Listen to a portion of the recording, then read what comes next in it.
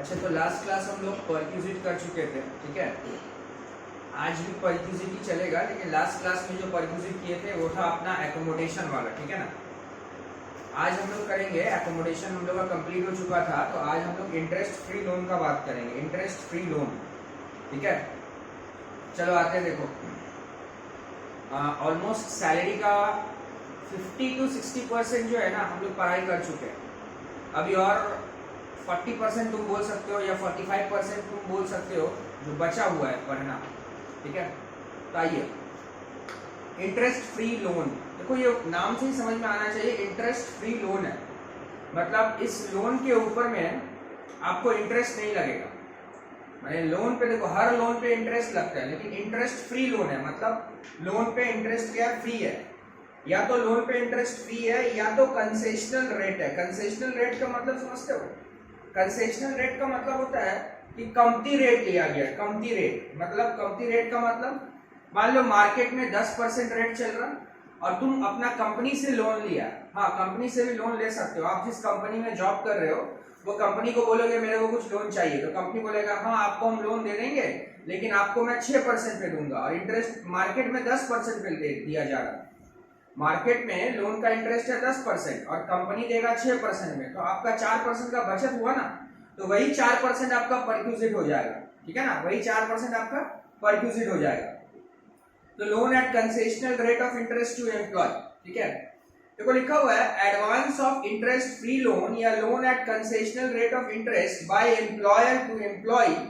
या तो एम्प्लॉयर देगा, किसको? एम्प्लॉय को देगा, या member of his household, मतलब एम्प्लॉय का जो मेंबर है उसको भी, हाउस होल्ड का मेंबर को भी दे सकता है, एम्प्लॉय का जो हाउस होल्ड का मेंबर को भी दे सकता है। Reduce employ financial liability which can be considered as income, सही बात है। इससे मेरा फाइनेंशियल लायबिलिटी रिड्यूस हो जाता है, क्योंकि मार्केट से अगर लोन लेते हैं तो 10% में देगा, कंपनी मेरे को 8% में दे रहा, तो 2% का मेरा फाइनेंशियल लायबिलिटी रिड्यूस हुआ ना। तो देखो लायबिलिटी कमना भी मेरे लिए इनकम माना जाता है, इनकम होने से वो परक्यूजिट हो जाता है। It can be undoubtedly treated as a fringe benefit or amenities to given to the employee.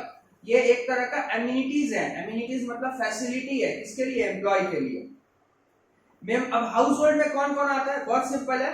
House hold में तुम्हारा स्पाउस आएगा, चिल्ड्रन आएगा, और चिल्ड्रन का भी स्पाउस आएगा। मतलब अगर हम कहीं जॉब करते हैं तो लोन मेरा स्पाउस ले सकता है, मेरा चिल्ड्रन ले सकता है, चिल्ड्रन का भी स्पाउस ले सकता है, और उसका पेरेंट्स भी ले सकता है, मतलब मेरा पेरेंट्स ले सकता है, और सर्वेंट भी ले सकता है। सर्वेंट समझ में आना है, सर्वेंट याद रखना। और कोई भी डिपेंडेंट अगर हो तो, कोई भी डिपेंडेंट अगर हो तो, मेंबर ऑफ हाउस होल्ड का डेफिनेशन था, ठीक है। यहाँ तक समझ में। अब हम लोग टैक्स के पॉइंट ऑफ व्यू से क्या समझते, आ जाओ।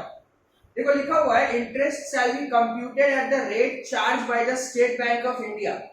जो इंटरेस्ट का कैलकुलेशन होगा वो interest state bank of India जो रेट चार्ज किया है वही रेट लेना।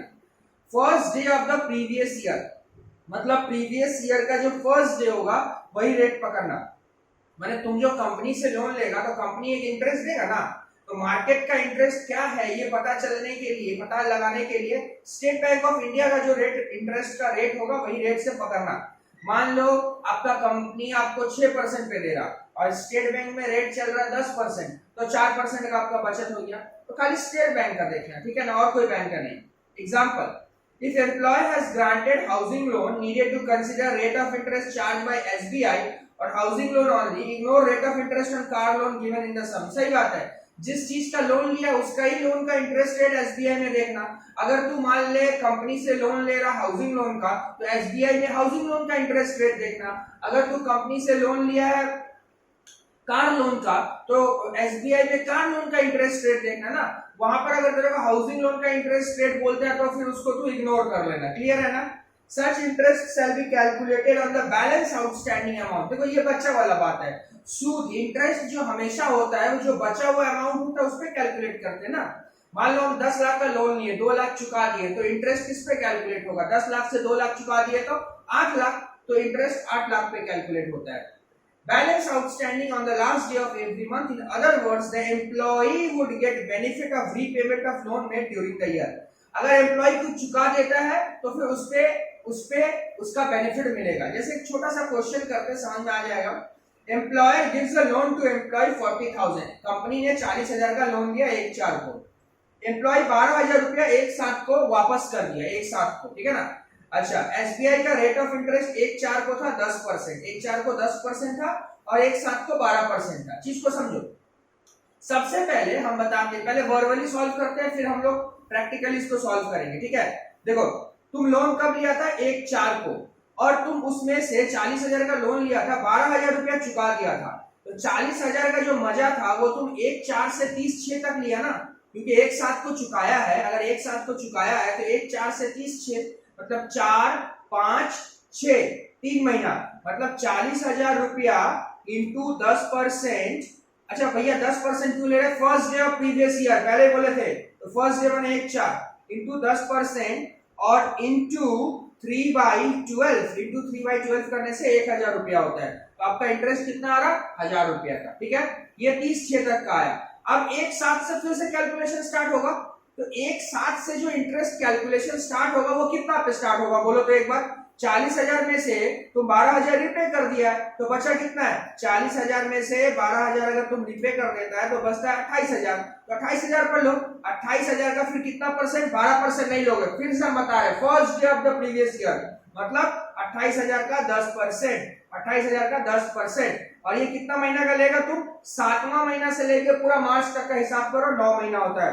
तो इंटू कितना आएगा आपका? 40,000 से आपने 12,000 रुपया चुका दिया था, तो बचा कितना? 28,000 इंटू 10% और इंटू 9/12 कितना रहा? 2100। तो इंटरेस्ट टोटल कितना आएगा? 2100 रुपया, 3,100। समझ में आया बात क्या बोले? चला जा कॉपी में कर, कॉपी में कर, आजा लिख। पहले लिखेगा, कॉपी का राइट हैंड साइड में अमाउंट रुपीस का कॉलम दे दे, कॉपी का राइट हैंड साइड में अमाउंट रुपीस का कॉलम दे दिया। अच्छा, लिखेगा, लिख, लेफ्ट साइड से लिख 1/4 टू 30/6, 1/4 टू 30/6, ब्रैकेट खोल, 1/4 टू 30/6 लिखा, बगल में ब्रैकेट खोल। 40,000 का 10% मतलब 10/100 और 3 महीना 3/12। भैया 3 महीना क्यों नहीं है? क्योंकि मैं रिपे कर रहा हूं एक साथ को, 4 से ईयर स्टार्ट है, तो 4, 5, 6, तो ये कितना आ रहा? आपका आ रहा 1,000 रुपया। क्लियर है ना?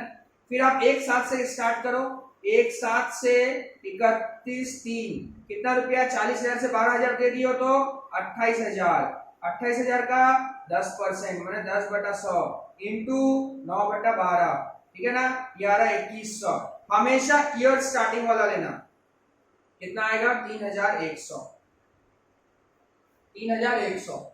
क्लियर है? यहां तक हो गया? 3,100, ठीक है ना? क्लियर है ना? चलो नेक्स्ट क्या लिखा देखो, अब पॉइंट नंबर 2 क्या लिखा हुआ? The value of perquisite shall be reduced by the amount of expense reimbursed by the employee. भैया ये कितना बार बता चुके हैं, अगर एम्प्लॉय कुछ रियम्बर्स करेगा तो उसको परक्यूजिट का वैल्यू से क्या कर देना है? वापस कर देना। मान लो 3100 रुपया में से एम्प्लॉय इसमें से 1,000 रुपया दे दिया, तो उसको क्या कर देंगे हम लोग? माइनस कर देंगे। चलो ठीक है। अब इलस्ट्रेशन 15 दिया हुआ है, एक खुद से देखो, तो खुद से वीडियो को पॉज करो और खुद से सॉल्व करो और खुद से समझो। समझ लिया? चलो देखो क्या बोला है। Employ gives a loan to employ 90,000 का लोन दिया, इंटरेस्ट चार्ज किया 4%।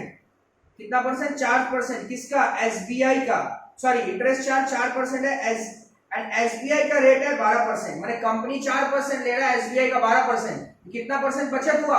8%। तो मेरा परक्यूजिट वैल्यू कितना है? 8%। कितना रुपया के ऊपर? 90,000 के ऊपर। तो 90,000 का 8% कितना होता है? 7,200। मेरा परक्यूजिट हो जाएगा। समझ में आया गुरु? बोलो क्लियर है? क्लियर है? मक्खन का तरह क्लियर होगा, ठीक है ना? अच्छा, next exemption on such perquisite. इस परक्यूजिट पे कुछ कुछ एग्जेम्पशन है, मतलब ये होने से ये परक्यूजिट एग्जेम्प्ट माना जाता है। क्या होने से? सबसे पहला नंबर बात, nothing shall be taxable if the amount of original loan does not exceed 20,000।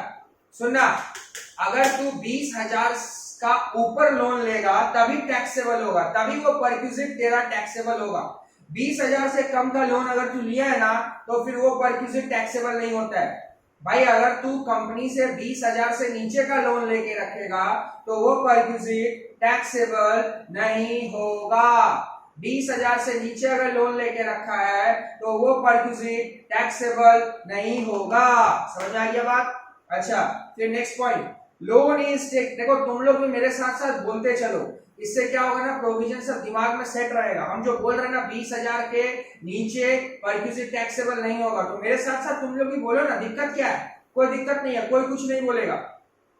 Point number B क्या लिखा हुआ? Loan is taken for medical treatment और specified disease as prescribed in the rule 3 of the SSC member of his household. Simple सा बात है, अगर मैं loan लेता हूं कोई स्पेसिफाइड डिजीज के कारण, मतलब स्पेसिफाइड डिजीज क्या होता है ये रूल 3 है में लिखा हुआ, जान के रखना। कोई बड़ा बीमारी के लिए अगर लोन लेता है ना, कोई बड़ा बीमारी के लिए अगर लोन लेता है ना, तो वो फिर तेरा परक्विजिट में नहीं आएगा और वो एग्जेम्प्ट माना जाएगा। भैया बीमारी के लिए लोन ले रहा है, इंटरेस्ट चुका रहा है, मेरा इनकम में आप डालोगे और फिर वो मेरे ऊपर में वो इनकम ऐड करके मेरे ऊपर टैक्स चलाओगे। तो अगर स्पेसिफाइड डिजीज बीमारी के लिए लोन लिया जाता है, ठीक है, कंपनी से, तो वो परक्विजिट नहीं माना जाता है। दो जगह परक्विजिट एग्जेम्प्ट होता है, 20,000 के नीचे रहा तो, और स्पेसिफाइड डिजीज के लिए लोन लिया तो फिर वो आपका क्या नहीं होगा, टैक्सेबल नहीं होगा। Important note, no exemption on the amount of loan taken for medical treatment and which is reimbursed under any medical insurance scheme. बहुत इंपॉर्टेंट बात है, आपको एग्जेम्पशन नहीं मिलेगा, ध्यान से इस बात को समझना। No exemption on the amount of loan taken from medical treatment. एक सेकंड, हम मेडिकल ट्रीटमेंट के लिए लोन लिए थे, मेडिकल ट्रीटमेंट के लिए क्या किए थे, लोन लिए थे, ठीक है। No exemption on the amount of loan taken, माने एग्जेम्पशन नहीं मिलेगा। अगर तुम अपना मेडिकल ट्रीटमेंट के लिए लोन लेता है तो एग्जेम्पशन नहीं मिलेगा। अरे दादा, अभी तो आप बोले थे कि मेडिकल ट्रीटमेंट के लिए लोन लेने से एग्जेम्पशन मिलता है। रुको, पूरा बात कंप्लीट करने दो। No exemption the amount of loan taken for medical treatment and which is reimbursed by the medical insurance company. क्या बोला, सुनो, चीज को समझो। इधर मैंने कंपनी से भी लोन ले लिया अपना इलाज करने के लिए, इधर मैंने कंपनी से लोन ले लिया अपना इलाज करने के लिए, और उधर मैं अपना मेडिकल करा के था तो मेडिकल इंश्योरेंस कंपनी ने मेरे को पैसा दे दिया। अरे भाई, बीमारी का इंश्योरेंस होता है, मैं करवा के रखा था, तो मेरा बीमारी हुआ, इलाज हुआ, इंश्योरेंस कंपनी पैसा दे दिया। समझ में आया कि नहीं समझ में आया? इधर क्या हुआ, इधर मेरे को कंपनी लोन दिया, हम बोले वो एग्जाम परक्विजिट, बोला नहीं होगा। अगर आप ध्यान रखना, अगर आप मेडिकल ट्रीटमेंट के लिए लोन ले रहे हो, ट्राई टू अंडरस्टैंड, अगर आप मेडिकल ट्रीटमेंट के लिए लोन ले रहे हो, ध्यान से सुना, अगर आप मेडिकल ट्रीटमेंट के लिए लोन ले रहे हो, और मेडिकल इंश्योरेंस कंपनी भी आपको पैसा दे रहा, तो एग्जेम्पशन नहीं मिलेगा। देखना, बहुत ट्रिक है, लेकिन मैंने मेडिकल ट्रीटमेंट के लिए लोन लिया और एग्जेम्पशन नहीं दिया, क्यों? क्योंकि इंश्योरेंस कंपनी आपको पैसा रियम्बर्स कर दिया। तो बात बराबर है ना? जब इंश्योरेंस कंपनी पैसा दे रहा तो लोन क्यों ले रहा तू? और ले रहा तो तुम्हारा वो तुम्हारा टैक्सेबल परक्विजिट हो जाएगा। समझ में आ रहा बात क्या बोले? क्लियर है? अच्छा, कोई दिक्कत नहीं होगा, सम्स करेंगे अभी सारा दुख दूर हो जाएगा। चलो आ जाओ सम्स में, आओ देखो। अरे 4 इलस्ट्रेशन में पानी का पानी हो जाएगा एकदम। आ जाओ बॉस, देखो। First, employer has given loan to employ, एक साथ 4 लाख रुपया, लोन रिपेबल होगा 5 साल में। स्टेट बैंक का रेट 11%, ठीक है। 4 लाख का लोन लिया, स्टेट बैंक का 11%। आपका कंपनी का रेट कितना है? कुछ नहीं बोला है, तो कुछ नहीं बोला मैंने, कंपनी का रेट 0 था, स्टेट बैंक का रेट 11 है, मतलब मेरा परक्विजिट का कितना होगा? 11%। कितना रुपए का लोन लिया है? 4 लाख का लोन लिया, तो 4 लाख का 11%, कितना महीना? अरे जुलाई में लोन लिया, जुलाई से मार्च 9 महीना होता है, 4 lakh into 11% 9/12, 4 lakh into 11% into 9/12। नहीं, ये माइनस करने को कुछ नहीं है ना, बिकॉज यहाँ पे कंपनी का इंटरेस्ट रेट कितना ये क्वेश्चन नहीं बोला है। तो कंपनी का इंटरेस्ट रेट अगर क्वेश्चन कुछ नहीं बोला है, इसका मतलब हम लोग ये समझ जाएंगे कि कंपनी मेरे को फ्री में पैसा दिया, फ्री में दे दिया था, मतलब मेरे से इंटरेस्ट नहीं लिया था। कंपनी मेरे को 4 लाख रुपया दिया, बोला तुम लौटा देना इसको। हम बोला ठीक है। स्टेट बैंक में रेट चल रहा है कितना परसेंट? 9%। कितना परसेंट? सॉरी 11%। तो मेरा परक्विजिट वैल्यू 11% होगा। 4 लाख का 11% इंटू 9/12 करने से कितना आता है? 33,000। आंसर आएगा 33,000। कर ले, 4 लाख इंटू 11% इंटू 9/12। क्लियर है ना? 9/12 इसलिए क्योंकि लोन जुलाई में लिया है, जुलाई से नेक्स्ट ईयर का मार्च तक का हिसाब करना दादा, ठीक है। Question number 2, employer has given loan to employee, 1/4 को 18,000, 1/7 को 20,000। स्टेट बैंक का इंटरेस्ट रेट है 11%, ठीक है। 1/4 को कितना दिया था? 18,000। एक साथ को कितना दिया था? 20,000। बता बता बता बता, जल्दी करके तुम लोग खुद से बता। सुन मेरा बात सुन, मेरा बात सुन, आराम से मेरा बात सुन, छटपट मत करेगा, ठीक है? देख सुन मेरा बात सुन, ध्यान से सुनेगा। एक बात बताएं, 1/4 को जो लोन लिया था 18,000, इंटरेस्ट लगाएगा ना? इंटरेस्ट लगाएगा ना? 18,000 का ऊपर 11%, एक तबराक आगे नहीं है। 18,000 के ऊपर अगर इंटरेस्ट लगाता है तो अभी बोले थे कि 20,000 से नीचे अगर लोन लेगा तो उस पे क्या है? उस पे एग्जम्पशन है, टैक्स नहीं लगता है, परक्यूजिट नहीं निकलता है। अरे तो 18,000 है, नहीं निकलेगा। 18,000 का ऊपर में इंटरेस्ट मत लगाना, क्योंकि 20,000 से नीचे का लोन है। समझ गए गुरु? समझ गए? एक साथ को लोन ले लिया 20,000, अब लगा, अब परक्यूजिट का वैल्यू निकाल। 20,000 कितना पे निकालेंगे? 20,000 पे एक तबरात देंगे। 20,000 पे 20,000 प्लस 18,000 38,000 हो गया। 38,000 हो गया, 38,000 लगा। 38,000 के ऊपर लगा, 38,000 इंटू 11%। और इंटरेस्ट कैलकुलेट कब से होगा पता है? एक साथ से। एक साथ से तो 20,000 प्लस 18,000 38,000, 38,000 का 11%, 38,000 का 11% इंटू 9/12, एक साथ से है ना? 9/12 करने से कितना आता है? 3135, 3135 दे दिया, 3135, ठीक है? 3135 नीचे लिखेगा, नीचे लिख। एक मोबाइल पकड़ने का ना स्टैंड ले लेना, तो ऐसे पकड़ के रहना और करते रहना, स्पीड बहुत स्लो रहेगा। नीचे लिख तो 1/4 टू 30/6, 1/4 टू 30/6, वहीं पे उसी के लिए interest exempted, interest exempted since loan is less than 20,000, interest exempted since loan is less than 20,000। समझ गए दादा? समझ गए? समझ गए? चलिए 3 नंबर पॉइंट में आइए। आइए आइए 3 नंबर पॉइंट में कैसा लग रहा है? समझ में आ रहा है क्या? समझ में आ रहा? Next 3 number, employer has given medical loan. ध्यान से, मेडिकल लोन लिया, medical loan, medical loan exempt होता है, लेकिन नहीं होता है कब? जब इंश्योरेंस कंपनी पैसा दे देगा। यस, ऐसे प्रोविजन ग्रिप में रहना चाहिए। Employer has given medical loan for a specified disease, 2 lakh का 1/12 को। Employ gets insurance company, oh my God, insurance claim भी उसको मिल गया।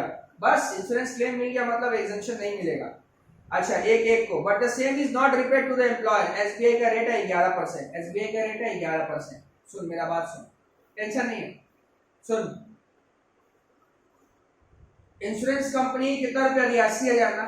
चल लिख, नीचे लिख, 1/1 के लिखना, 1/1 टू 31/3 दिया 80,000।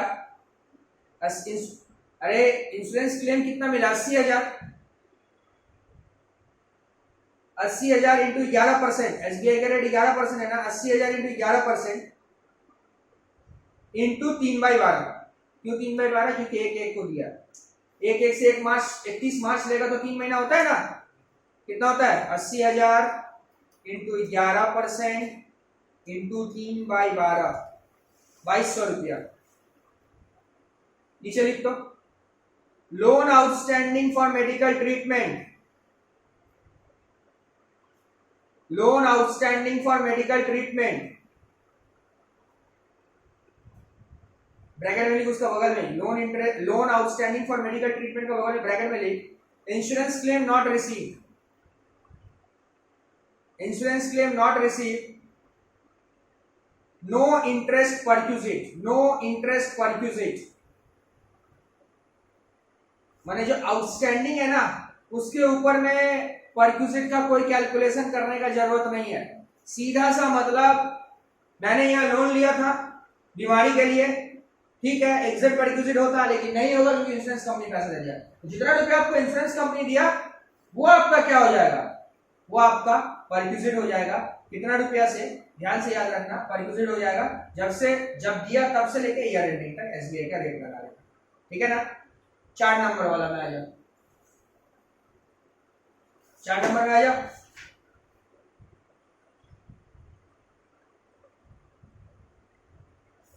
देख, employer gives loan to employ 4 lakh रुपया 1/15 को, 4 लाख रुपया 1/5 को दिया, 1/5 को एम्प्लॉय रीपे कर रहा, मैंने वापस कर रहा, 21/1 को इतना, 20/2 को इतना, 20/3 को इतना। ठीक है, सुनेगा ध्यान से। सबसे पहले कॉपी में लिख, तो जो बोल रहा लिखना, मैंने बुक में लिखना, जगह है ना, लिख 1/5 टू 31/12 बोल तो 1/5। अच्छा 31/12 क्यों? क्योंकि 21/1 को मैंने वापस किया, जनवरी में वापस किया है, तो दिसंबर तक का मेरे को सूद दे दो आप, ठीक है ना। तो 1/5 टू 31/12 कितना रुपया का मजा लिया है? 4 लाख रुपया का मजा लिया है, लगा 4 लाख रुपया, ठोक 4 लाख। लिख 1/5 से 31/12 लिख के बगल में लिख 4 लाख। इंटरेस्ट रेट भैया नहीं दिया हुआ, 11% मान ले, ऊपर का सब 11% था, तो यहाँ भी 11 मान लो। ऐसा नहीं 11 हमेशा होता है, मिसिंग है, 11% मान लिया। अब 1/5 से 31/12 कितना महीना होता है? 5, 6, 7, 8, 9, 10, 11, 12, 8 महीना इंटू 8/12 कितना आता है? 29,333 करके देख लेते हैं।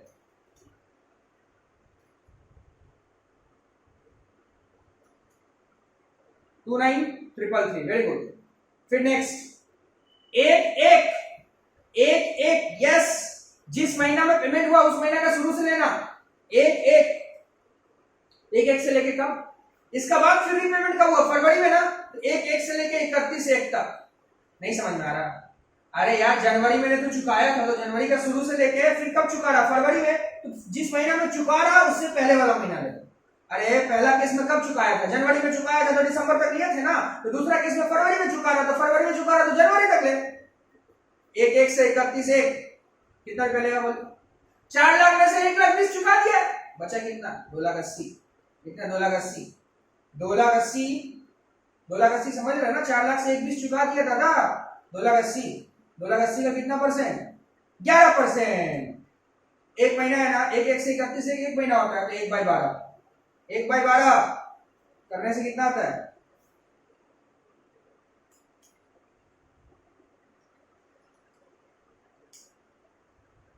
2567 ओके। फिर नेक्स्ट फिर कब चुका रहा? 20/3 मैंने मार्च चुका रहा, तो फरवरी ले 1/2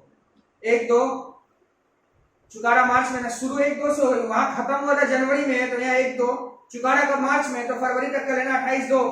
कितना चुका रहा आप बता? अभी कितना बचा है? 4 लाख में से 1,20,000 चुका दिए हैं, 1,30,000 चुका दिए हैं, तो 1.5 लाख बचा है। तो लिख 1.5 लाख इंटू 11% इंटू 1 महीना, लिख दिया। करने से आता है 1375, लास्ट वाला 1/3 से 31/3। अब कितना बचा है? देख 1/3 से लेके 31/3, अब कितना बचा हुआ है? 1/20 गया, 1/30 गया, 1/20 गया, 4 लाख 30,000 बचा हुआ है। 30,000 का 11%, 30,000 का 11% लिखा, इंटू 1/12 275 टोटल परक्यूजिट निकाल ले, कितना और ऐड कर दो।